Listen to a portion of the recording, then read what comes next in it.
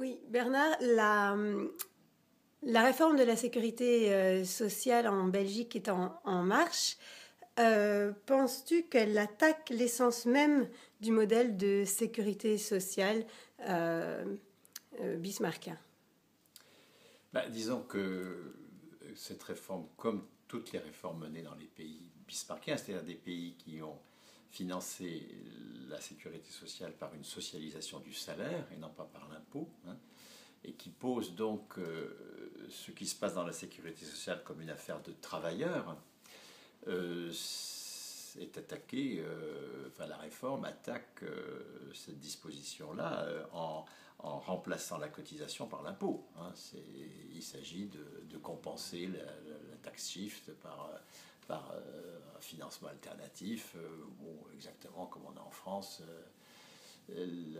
L'exonération de cotisation patronale remplacée par une dotation budgétaire. C'est toujours pareil, hein, il n'y a rien de neuf dans tout ça.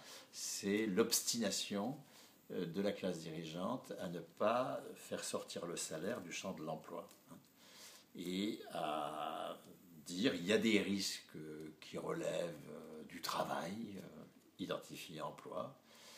Et puis la famille, la santé, tout ça, ça ne relève pas du travail. C'est normal que ce soit un impôt qui finance. Or, produire la santé, c'est du travail. Éduquer les enfants, c'est du travail. Et donc ne plus payer par du salaire la production de santé ou l'éducation des enfants, c'est remettre le salaire dans le carcan de l'emploi capitaliste. C'est ne pas sortir de la définition capitaliste du travail. Seuls ceux qui se soumettent à un employeur travaillent. Les autres, ils ne travaillent pas, ils dépensent. Et c'est cette restauration de la cotisation comme ce qui fait sortir le fleuve du salaire du lit capitaliste dans lequel il est enserré, c'est ça qui est à l'ordre du jour aujourd'hui, contre la réforme. Et pourquoi les syndicats alors ont abandonné la cotisation?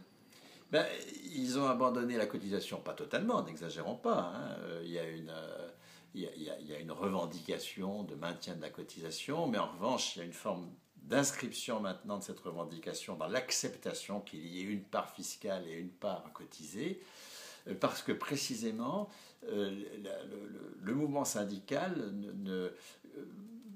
a été contaminé progressivement par l'idée que la Sécu, c'est la couverture de besoins, qu'il y a une dépense de santé pour couvrir le besoin de santé. Alors que la Sécu, si on s'en tient à la santé, c'est une production de santé. On ne dit pas dépense automobile, on dit production automobile.